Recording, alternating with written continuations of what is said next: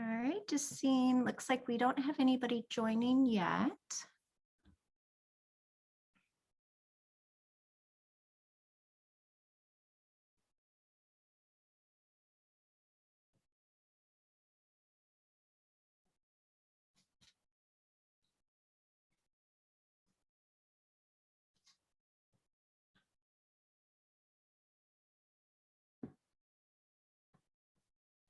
I'm going to stop the share for a minute just so that I can see. Oh, okay. So it looks like we have 4 participants now.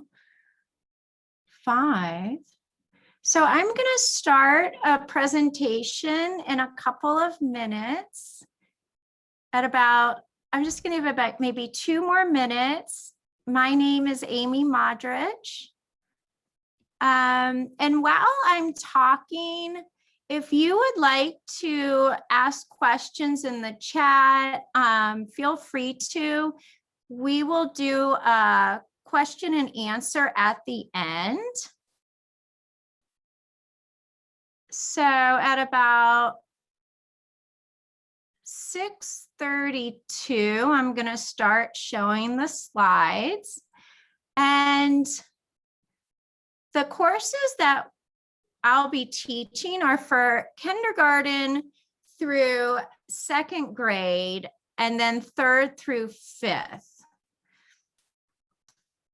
All right, so we have about 4 people who have joined. So I am going to go ahead. Oops. What is going on? Oops, what has happened over here? Sorry, stop share. All right, let me just go back to that PowerPoint. Oh, here we go. There we go. Okay, so art integration with math, history, language arts, and science. And the classes that will go on in this course this summer integrate art with these subjects. So thinking about how does art connect to all of these different things? The art that I'm showing you right now, this was a group painting done by some of my students when I taught in the classroom, and we were studying galaxies. And so this is an example of an irregular galaxy. And just one way that art can connect with science, drawing or painting the galaxies to understand all the different types. And I'm going to start with some examples of art and math. And I'll mention some of the themes in the courses. If you have kindergarten through 2nd grade, some of the themes in math that you would be doing art projects with would include bilateral symmetry in art and nature, measuring and drawing with a ruler to create a pop-up city, patterns in art and nature, folding and cutting geometric shapes to create abstract art. This picture right here, students actually had to build a prototype of a bridge 3-dimensionally using rulers, recycled materials, masking tape, and they were actually trying to solve a problem, which was that we had traffic in front of our school. So they were creating a prototype for a solution. Here's the crosswalk, and creating this bridge. So that was an example of using math and art. And this one over here, my little kindergartners were learning how to use rulers to draw straight lines and to create shapes, to create 3-dimensional spheres. And they actually turned this into a marble game. But by turning it into a game, they were excited to use their rulers and they started to learn how to hold them and things. All right, so how is a snow person related to math? Well, looking at spheres, cylinders, cones. This is just one of many examples where you can connect math and art, and then it can connect into science as well, looking at where's the light coming from, looking at the shadow, but noting this sphere here. The students are going to remember their geometric forms when they're drawing them, and maybe they're going to build something. This is actually a pretty blurry picture, but I wanted to include this because this is a drawing that a student did of 1 point perspective when I taught this remotely. And I just was very impressed with, her name was Soleil, and how she used the ruler to create 1 point perspective. And there's actually a road here. 1 point perspective, that is something that in math, it will be one of the topics for older kids, is drawing a city in 1 point perspective. Here's a house that a student did. And again, they're looking at that perspective. And if you have questions, Amy. Yes, go ahead. Yeah, hi. A couple of us were typing in the chat. We can't see what you're trying to share with us. We can only see you. You cannot see it. Oh, okay. Right. That's weird. Okay, let me try that again because. But I love your energy and what you're saying. All right, let me try it again. Hold on 1 second. Oh, okay, here we go. All right, so let's go back to share screen. All right, now I'm gonna go to. Yep, we can see it now. Thank you. Okay, perfect. Okay, so you can see the slides now. Can you see thank the, you. There's like a PowerPoint. Okay, it'll make much more sense now. This is much better. All right, so going to back to sort of what I was talking about, these students, they actually painted an irregular galaxy and using lights, incorporated lights into this. But this was an example of how students used math and science together when they were learning about the different types of galaxies. And so going from there and sort of jumping back and forward a little bit, looking at the art and math, over here I have some students that were solving a problem of there was traffic at our school and how could they fix that problem. So they actually built a prototype of a structure that would help the traffic. So they're trying to create this bridge that went over, and we had model cars. And on the right, on this side, you can see some of my kindergartners, they made this marble game where they had to use a ruler to draw straight lines and cut the paper, folding and manipulating the paper to make this game. And during that, they're learning how to draw straight lines with a ruler.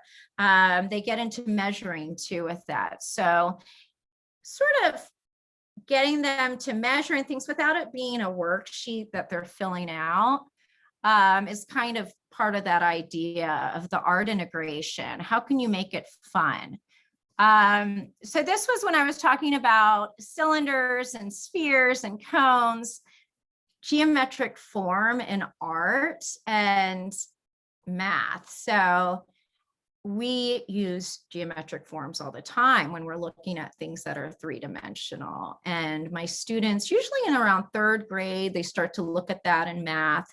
So in art, we would draw things like still lifes. And this is just one example of breaking down these snow people into geometric forms. And we are a small group, so feel free to ask questions and comment as we go. This is the one I was saying, this picture is a bit blurry, but one of my 5th graders sent this to me when I was teaching 1-point perspective. And everything goes into this 1 point. And this was a 5th grader. She drew it remotely. So teaching her remotely, she was able to come up with this without anybody coming over and showing her how to hold the ruler. And then we're also looking at shadow and light. So you might, a child might be working on a project that incorporates a lot of math, a lot of science, many different things, depending on what they're interested in. And in this picture over here, this was done by, it was like a 1st grader, a young kid. And I'll answer questions also about like material use, but we used what are called sketch and wash pencils. They're water soluble pencils. So he just used a pencil, water, and a paintbrush to do this picture. But we were focusing on that shadow and light. All right. So these are just some examples of the math with the art.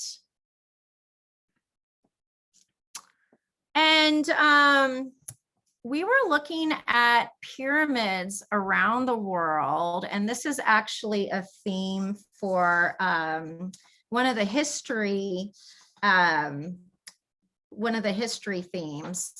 And so when you're doing art and history, there's a lot of exploration around the world and students learning about pyramids in Mexico, in Egypt, all around the world. And we drew these, but we also, so they actually learned some, there's some geometric form with the pyramid shape, the lighting, some geography, and they made little tiny sculptures as well.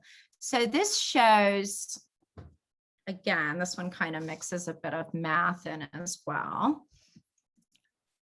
And let's see, this is an example of using symmetry. This happens to be related to California, which we're going to be looking at world themes as far as history goes, but I just thought that the students did a great job. These were 4th graders using a ruler when they were drawing missions, and a lot of students have trouble holding a ruler correctly. So one of the things that they'll be doing in this program using the ruler, it'll help them in other subjects. But then they also look at shading. We looked at warm and cool colors, warm colors being reds, yellows, and oranges, and the cools are generally the greens, blues, and purples. So color mixing and all of that. This is, let's see, Chichen Itza in Mexico. This was done by my student Louise, a 3rd grader, using that water soluble pencil again. And which is great for it's fun for the students to be able to move the pencil around. And then they can also create these beautiful shadows, cast shadows. They learn about the value in art is the light and dark. So darker values, lighter values, thinking about where is the light coming from. And then these are some examples of students that incorporating language arts and art. And in the summer program, students will do things like write their own cartoons, superhero stories, things like that, using their creativity. And this student, Valeria, she created a creature and wrote a legend about that creature. And she sort of turned into a cartoon version of a legend and did a watercolor.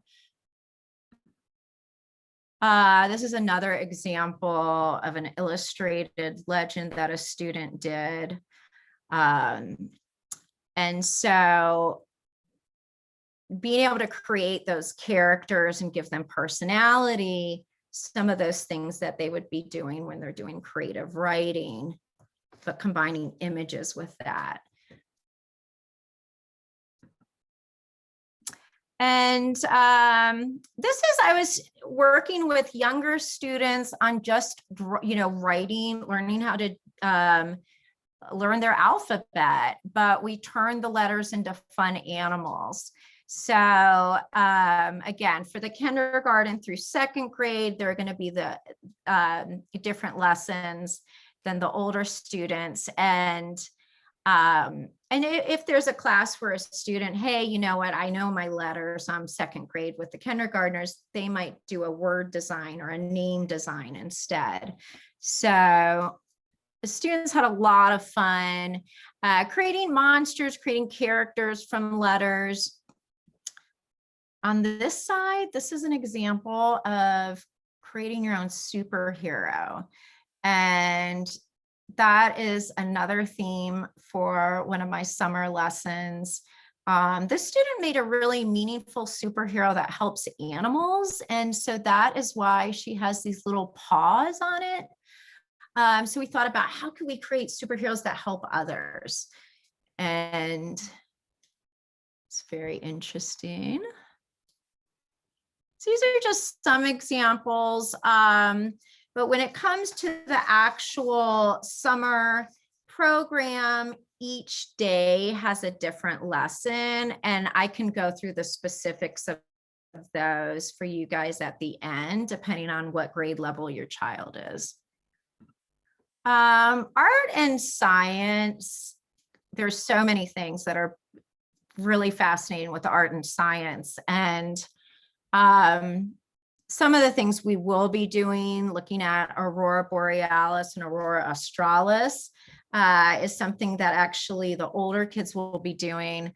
And this was, we were studying Northern Southern Lights, and students used soft pastels for this. And there's also a lot of color theory involved, mixing colors, what happens there. And as I mentioned before, if you have questions about materials, we can talk about that in a little bit. There are many different choices for what materials you would use at home, depending on what the student has or what works best for you. And so we also, another example, looking at animals, this was when we did the rainbow trout. We'll actually be having a shark day with 3rd through 5th. And with the younger kids, animals in their habitat, that's another one. So there's going to be a lot of animal stuff with all grades, but learning about, as you're drawing an animal, what are the different body parts, that type of thing. So, where's the pectoral fin, that type of thing, where are the gills? And so students were learning about the parts of a fish as they were doing this project. And I was collaborating at the time with the science teacher when I was working in the classroom, and we would always do these projects together. And so this was just one of them. Oh, okay. So this is Pringles, and she is my class pet. So she is a live pet that visits all of my classes. And we will be doing a lesson on animals and their habitats with the younger grades. But you'll also, the older grades will get to hang out with Pringles as well. And over here is an example of a student drawing of a gecko, and they were looking at some Mexican pottery as well. So we're connecting it with these Talavera gecko pottery and metal art. So it can, again, you might have, this is science, and we're looking at habitats and where is the leopard gecko from, and what does it eat, and all this stuff. But then also, what kind of art is in the world that is inspired by this? So there are lots of different connections. And I'm just going to check the chat. And yeah, I'm so glad that you guys can actually see this stuff now. And so checking the time here, let's see. Oh, here we go. So Pringles will come and visit, and I'm going to get her out in a little bit here, but definitely, the students will learn, where do they come from? Well, they are in the wild in Afghanistan and India. And when they're learning about different animals, we're going to see, where do they come from? Where do they live? Could you get Pringles for me, please? Okay, we're going to get Pringles so you can meet her briefly. And does anybody have any questions so far?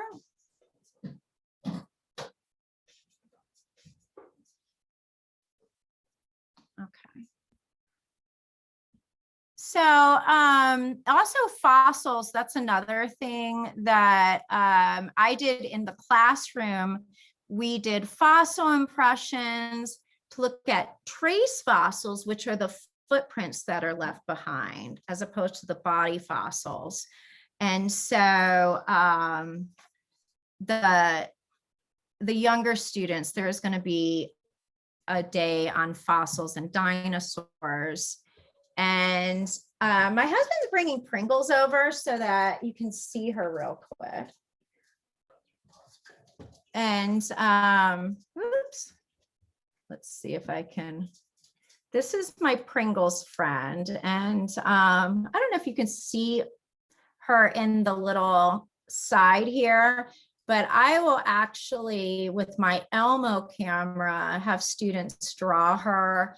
And she generally likes to hang out for about 10 minutes with my students. So they always love to visit with her and learn from her.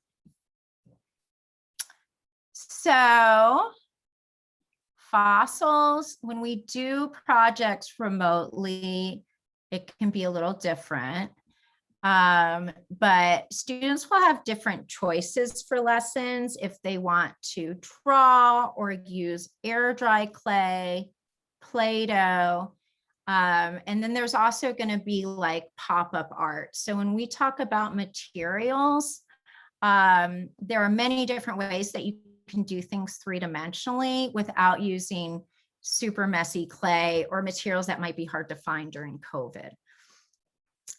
Okay, so over here on the right, students were learning about endangered species. We were doing lessons related to Earth Day, and then also learning about parts of the insect, the head, the thorax, the abdomen, having 6 legs, and things like that. So, but it's not just science, and it touches on the environment. The students start to ask, well, why are the bumblebees, why are the populations going down?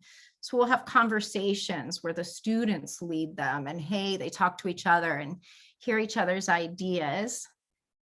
And then there's also symmetry. We have some bilateral symmetry with this bumblebee. And we're going to be doing bilateral symmetry when it's the same on both sides with the younger students. And so that's just another example of how things can pull from not just art, but there could be some science involved, some math involved, many different things tie in. And I did want to do a little, if there are any students, or if there are any kids that are in the group today, I was going to do a little drawing with them for like a little taste of a lesson. But if this is all adults and you guys want to draw a little bit, we could do that too.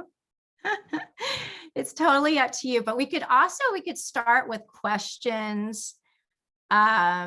Oh, I did want to show this. So I was teaching a class right before this webinar. I had a class teaching students that they all have autism. And I do teach students with many different learning differences, so very adaptive. But we're actually doing Zentangle type of art, very abstract art. Here's a little example. I don't know if you can see that.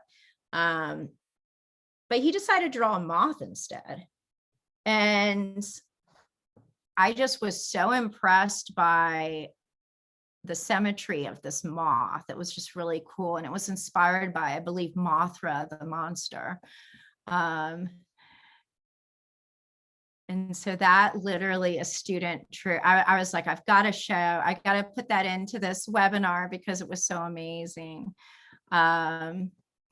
And so I wanted to, do a little drawing if we have time at the end, but I thought we could do some Q&A, if you guys are okay with that. If anybody has questions. And I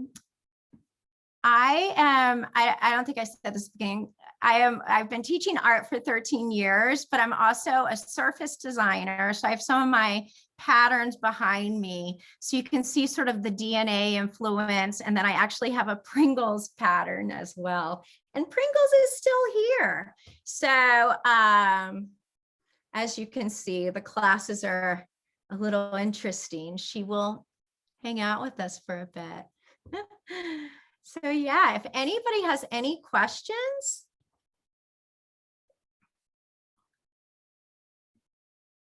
You could, I guess you could raise your hand. We have a Talent Nook assistant to help with that. But if you don't have questions, oh, Elizabeth, are you able to? I am, because you unmuted me earlier, but I thought I should raise my hand. So that was such a great presentation. Thank you so much for sharing all the cool stuff you're doing. That's just awesome. I've never heard of anything like this. I just learned about it from a neighbor next door, actually, if you're familiar with the social media app. So totally. Here I am. And I've got a 4-year-old daughter, and I'm trying to find activities for her to do during the summer, and I think this could be great. I was just curious if you could share a general idea. There she is in the background. Share a general idea of what a schedule would look like on a typical day. Could you kind of give me the rundown? Yes, absolutely. So the classes are Mondays and Wednesdays for an hour. And I believe it's around 12:30, but we can, they just finalized the schedule, but I know it's like in the afternoon for an hour. And for the kindergarten through second grade, we're going to start with animals and their habitats. So we pretty much start with her getting to meet Pringles, and she would do a drawing of Pringles or make it out of Play-Doh. I'll give you some different choices. And so that's just one example, you know, when we're doing these lessons, adapting things to, if the child, we might have some kids with like 2 or 3 years age difference, that they can do what works for them. We're going to go to the moon and planets the next day. So some of the themes will include animals and their habitats, exploring the moon and planets, fossils and dinosaurs, metamorphosis, so looking at butterflies and things like that,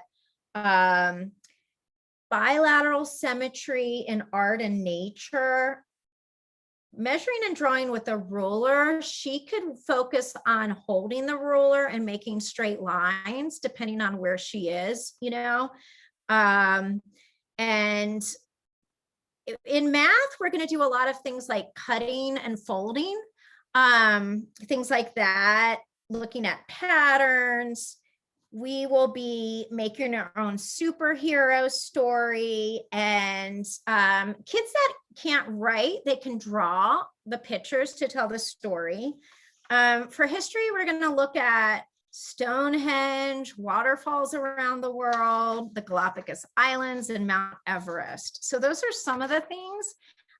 Supply list, we'll have it posted, but students can use anything. If you have paper, pencil, and tape, they can do the project. So they could do everything with pencil, or they could use tape and do pop-up things. I'll have lots of different choices for each lesson. You know, some kids might be better with oil pastels, while younger kid might work better with crayons, depending on what works. Does that make sense? Yeah, thank you so much. That helps.